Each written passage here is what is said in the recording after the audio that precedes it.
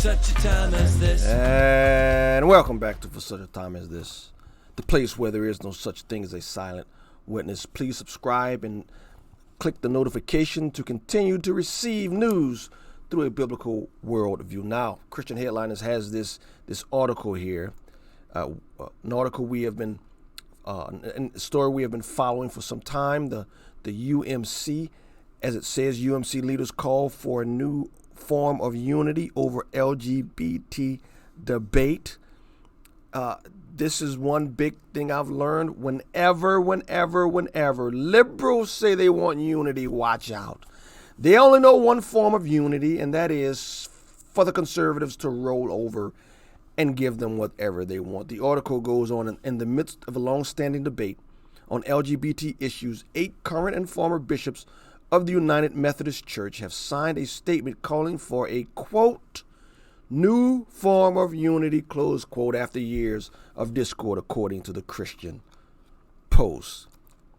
The events transpiring since the adjournment of the special session of General Conference illustrates how deep our division is, the statement said. Sadly, even greater discord, chaos, and fighting loom on the horizon at the 2020 General Conference in Minneapolis. They are going to meet again to see if they can somehow join one side that says homosexuality is abomination and the other side that says homosexuality is from God. I don't know how you get unity between two such groups unless one rolls over.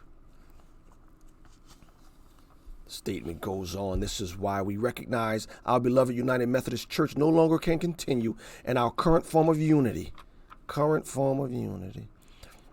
It is time to quit undermining our mission.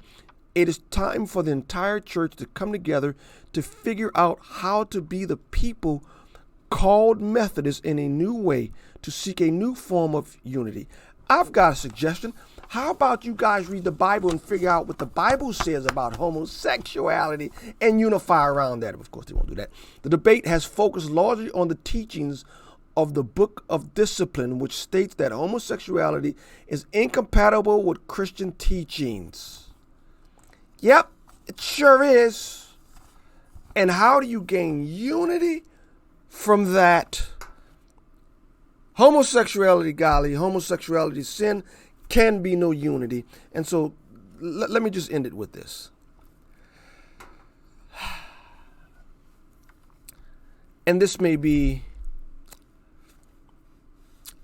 come across or may sound somewhat harsh, but whatever. We Christians were not called to find unity with abomination.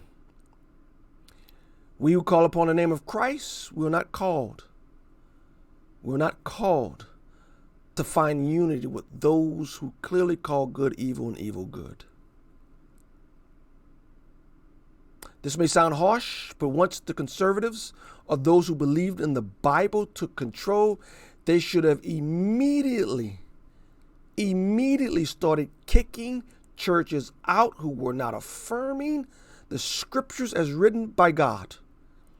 Because now what you're going to have in 2020 is a group coming to debate whether or not what God calls an abomination, to debate whether or not it's good.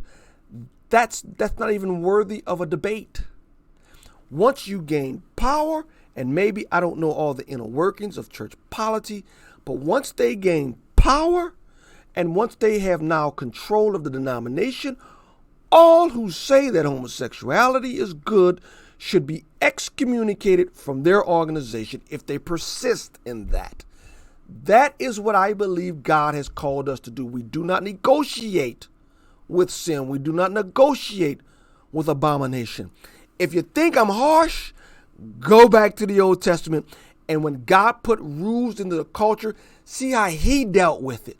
Now, am I saying let's stone people to death? No. But you at least have to disassociate. Because if you continue to have these conversations, you ultimately will lose. We are ambassadors. The policy of the kingdom has already been set. Ambassadors don't make policy. We just communicate what our king says. And on this issue, the king is very clear. United Methodists, Bible-believing United Methodists, if you take power, start to separate. Start to kick the churches out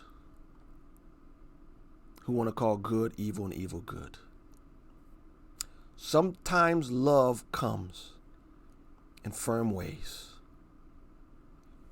Just my opinion. Just my opinion.